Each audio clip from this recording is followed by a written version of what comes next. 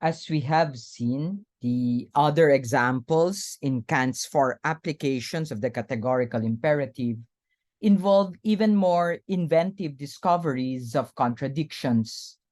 The search for inconsistencies that block an agent from willing a moral maxim to be universally accepted by all rational beings sometimes requires Kant to cast about for background assumptions. Such assumptions involve purposes that might be but are not always obviously analytically contained in the concept of a rational moral agent. It is only in connection with these assumptions that a given moral maxim runs in some kind of a parent conflict that Kant then characterizes as a contradiction to willing the universal acceptance of a moral maxim for a prohibited action. The remaining three examples that we were not able to finish last time in Kant's repertoire are also problematic, although the second case is often admitted to be the most intuitive. Kant offers the dilemma of a person who needs to borrow money that he knows he cannot pay. Let's read this one in color green in front of you. Another finds himself urged by need to borrow money. He well knows that he will not be able to repay it, but sees also that nothing will be lent him unless he promises firmly to repay it within a determinate time. He would like to make such a promise, but he still has enough conscience to ask himself, is it not forbidden and contrary to duty to help oneself out of need in such a way? Supposing that he still decided to do so, his maxim of action would go as follows. When I believe myself to be in need of money, I shall borrow money and promise to repay it, even though I know that this will never happen. Now, this principle of self-love or personal advantage is perhaps quite consistent with my whole future welfare. But the question now is whether it is right. I, therefore, turn the demand of self-love into a universal law and put the question as follows. How would it be if my maxim became a universal law? I then see at once that it could never hold as a universal law of nature and be consistent with itself, but must necessarily contradict itself. For the universality of a law, that everyone, when he believes himself to be in need, could promise whatever he pleases with the intention of not keeping it, would make the promise and the end one might have in it itself impossible, since no one would believe what was promised him, but would laugh at all such expressions as vain pretenses.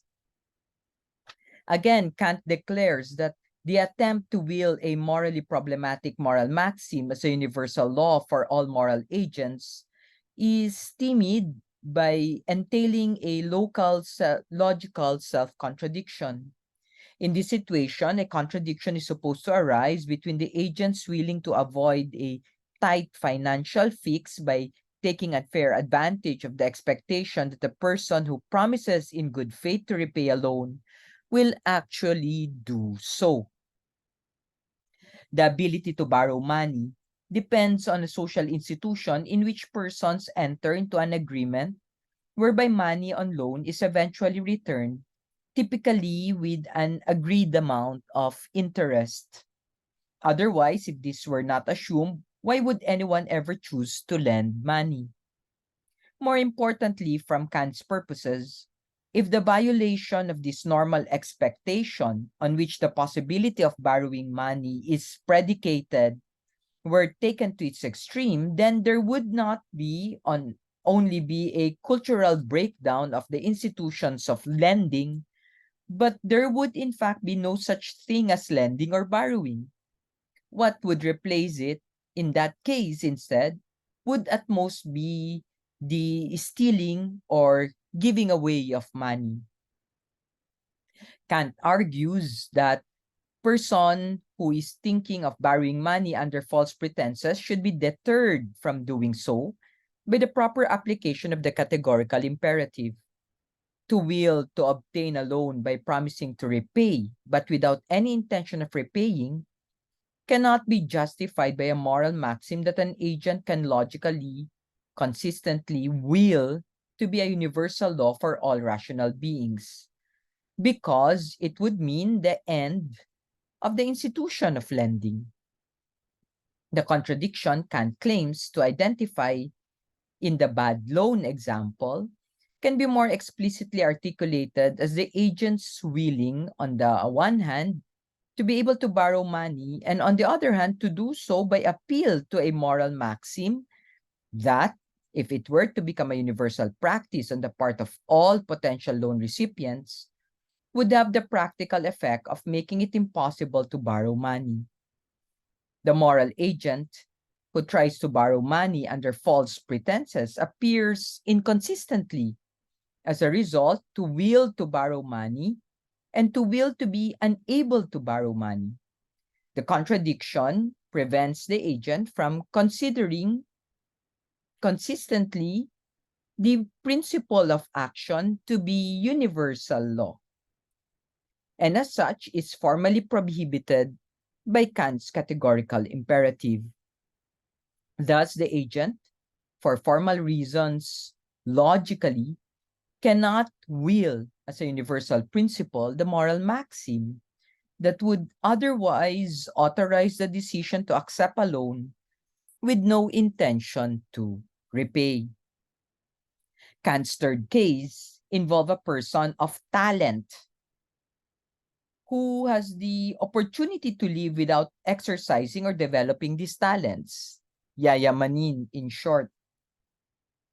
Many moralists have maintained that we all have a duty to self and others to make the best we can of our abilities for our own good and for the benefits they might make available. If I have a rare talent as a brain surgeon, for example, but I suddenly come into a vast fortune that would enable me to live a life of luxury without lifting a finger in honest toil for the rest of my life, it might still be thought that it is morally obligatory for me to develop my ability as a surgeon for the sake of self-fulfillment and for the benefits that my skills might bestow on those in need of my professional services. Whether or not we agree with Kant's moral assessment of the obligations of a talented individual, it is interesting also to note that the third application demonstrates how Kant arrives at his conclusion and how he proposes to identify a formal logical inconsistency in an agent's attempt to universalize the relevant moral maxim. Kant describes the third case in this way, and I have colored it pink for your purposes. Let's read 4.4 is to 4.2.3. A third finds in himself a talent that by means of some cultivation could make him a human being useful for all sorts of purposes. However, he finds himself in comfortable circumstances and prefers to give himself up to pleasure than to trouble himself with enlarging and improving his fortunate natural predispositions. But he still asks himself whether his maxim of neglecting his natural gifts, besides being consistent with his propensity to amusement, is also consistent with what one calls duty. He now sees that a nature could indeed always subsist with such a universal law, although, as with the South Sea Islanders, the human being should let his talents rust and be concerned with devoting his life merely to idleness, amusement, procreation. In a word, to enjoyment. Only he cannot possibly will that this become a universal law or be put in us as such by means of natural instinct. For as a rational being, he necessarily wills that all the capacities in him be developed, since they deserve him and are given to him for all sorts of purposes. This is an interesting case of a one who's really very capable and yet who are also very rich. The application of Kant's categorical imperative in the third case is probably the most problematic.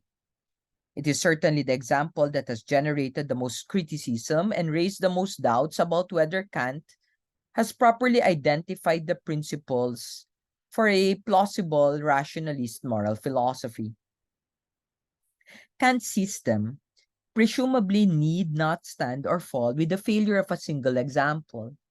It is significant, however, that Kant appears to regard the example as every bit as correct as the others. If it does not appear as such to our judgment, then we might need to reflect further and more deeply on how the categorical imperative is supposed to work. The concluding sentence in this passage from Kant's third example is particularly unconvincing. Kant says, in effect, that any rational being, considered as such, necessarily wills to develop all the faculties with which he or she has been endowed, since they can serve all sorts of possible purposes. It appears at best circular, asserting what Kant needs to prove, that rational moral agents should develop their talents. Why should Kant suppose that this is true? First, it is worth remarking that no persons can develop all of their potential abilities.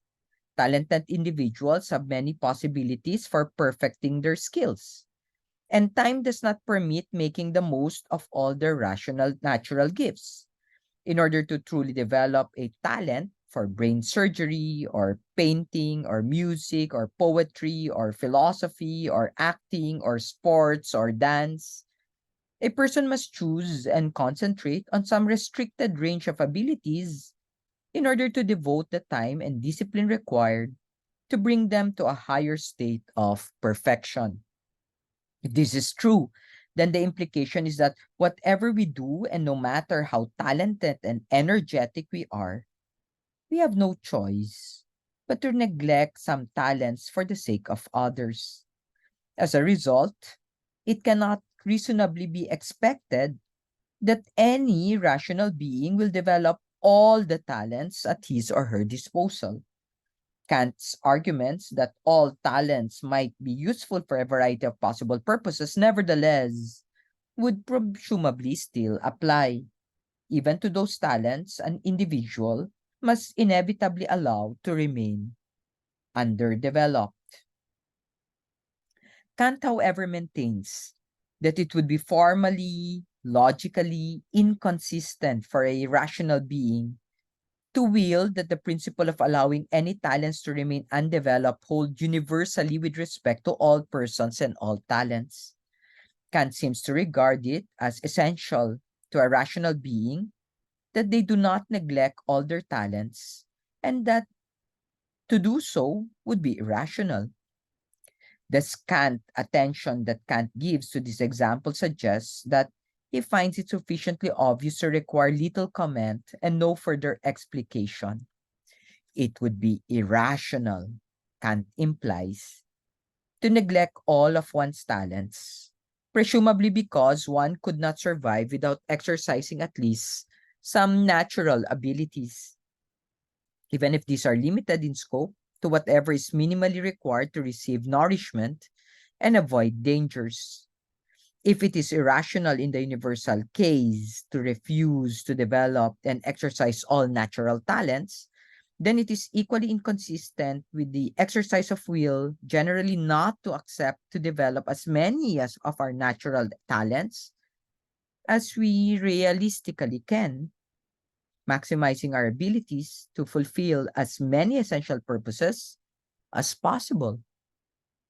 If this is correct, then Kant may, after all, be right in insisting that it is morally impermissible according to his interpretation of the categorical imperative, to neglect the development of talents, and morally obligatory within reason to try to maximize skills in as many abilities as we can. What is crucial in understanding Kant's concept of the categorical imperative and the universalizability of maxims as moral law is the fact that he does not deny that there could be a natural condition in which all persons neglect the development of all their talents.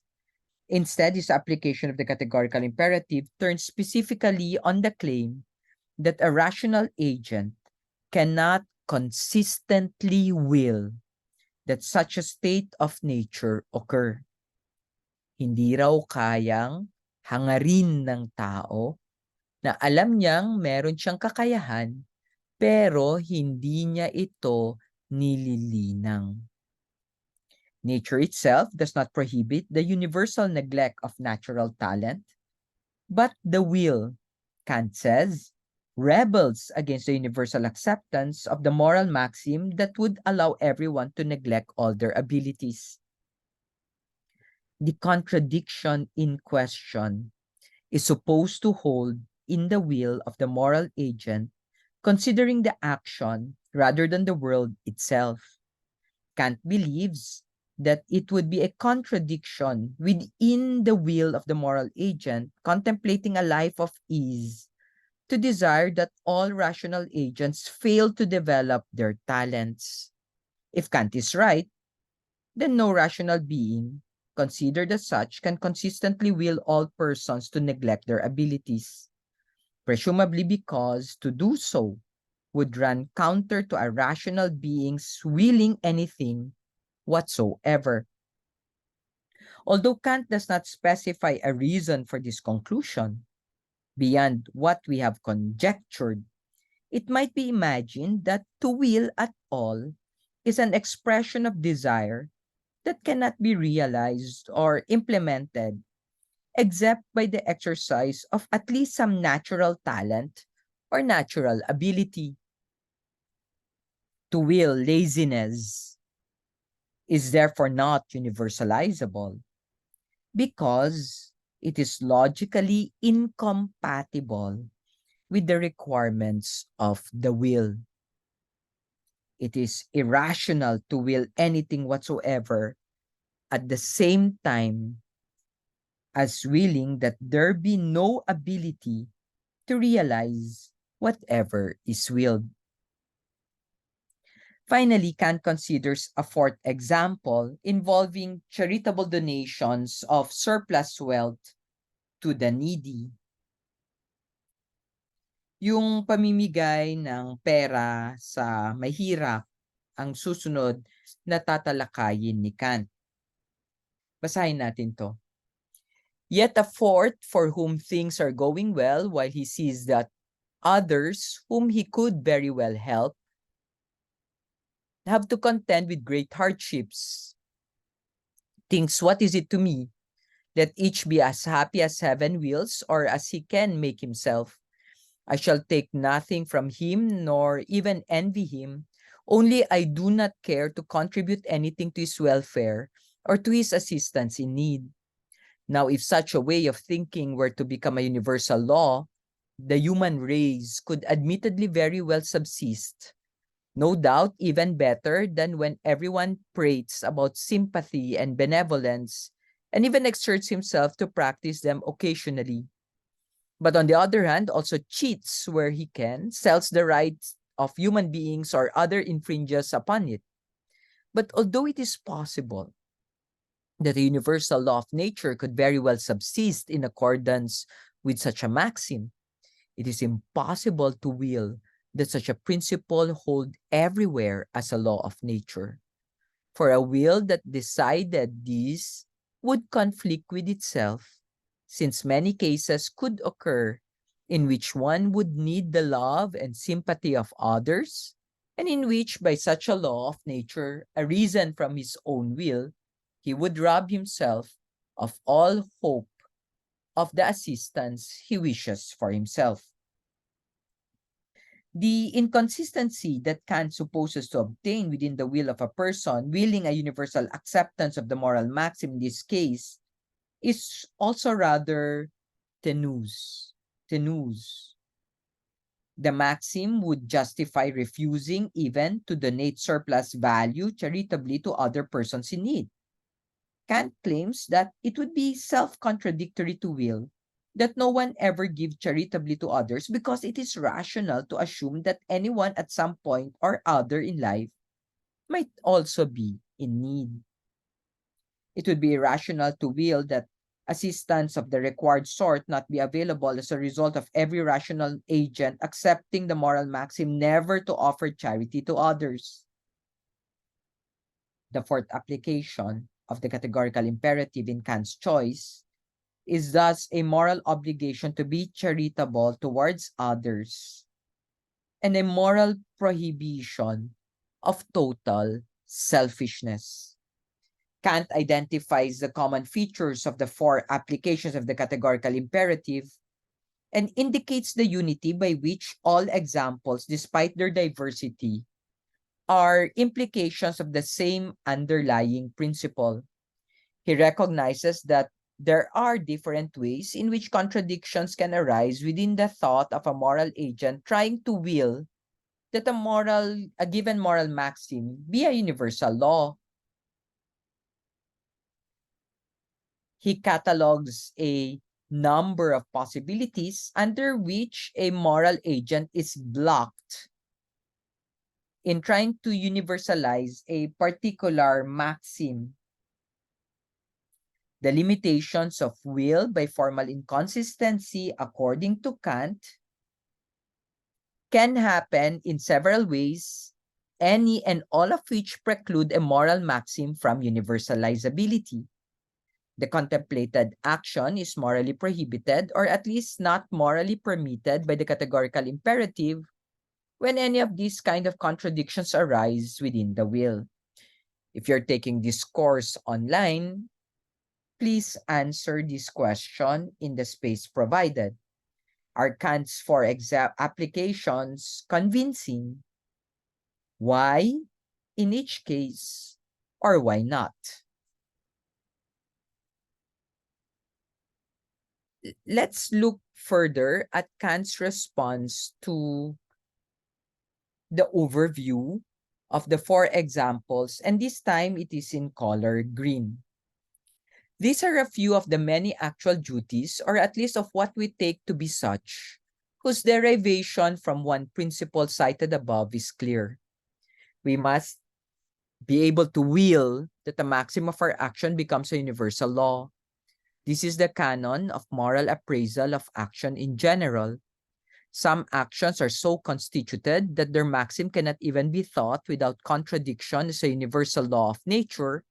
Far less could one will that it should become such.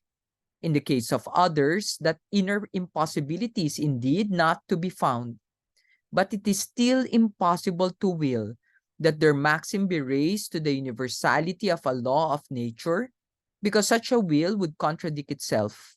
It is easy to see that the first is opposed to strict or narrower duty, the second only to wide duty, and also duties as far as the kind of obligations is concerned have by these examples been set out completely in their dependence upon the one principle.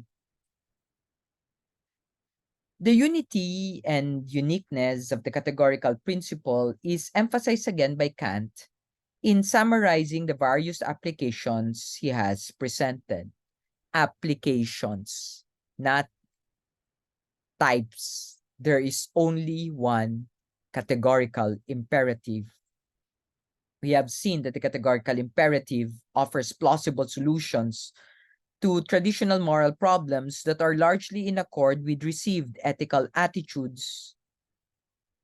The answer Kant proposes are controversial, but not obviously more so than those offered by other ethical systems concerning what are, after all, difficult moral problems. Kant by no means suggests that these four are the only or even the most important applications of the categorical imperative. We have already indicated that Kant might regard at least some of the examples in this section of the treatise as deliberately simplified illustrations of how the method is supposed to work. The interesting thing about the categorical imperative is how neatly it falls into place in Kant's formalism and ethics. Kant asserts from the outset that moral philosophy are to be purified of empirical elements as an essential first step in clarifying its subject nature. He distinguishes thereafter between acting from a sense of duty toward rather than merely in accord with the moral law, between rational morality and psychological inclinations, and between consequentialism and deontology, which he does not refer to as such by name. The categorical imperative fits exactly into this crucial set of distinctions in Kant's moral theory. As distinct from hypothetical imperatives, the categorical imperative unconditionally prescribes moral duties and as such is logically independent of the empirical circumstances that Kant believes must be eliminated from pure moral philosophy. The logical mechanism of the categorical imperative by which its application involving circumstantial typics are negotiated fits the bill by being purely formal and hence non-empirical. The absence of formal logical contradiction when an agent attempts to will that a moral maxim justifying as contemplated action be made a universal law for all rational beings is Kant's criterion for an action commanded by the categorical imperative. The will's representation of the rational principle of the categorical imperative and its implications for moral conduct in turn is the prerequisite for Kant's concept of acting from rather than merely in accord with the moral law, and for following the dictates of moral duty rather than psychological inclination. The categorical imperative commands unconditionally, and as such is indifferent to what we want to do. What might be in our personal self-interests to do or refrain from doing, the life experiences of any particular moral agent, or the circumstances in the world that happen to prevail. If you've understand this lecture, please click next. If not, please review it again. Again, this is Samo't sa simula. Please share, like, or subscribe to this channel to keep this ministry ongoing. Thank you very much.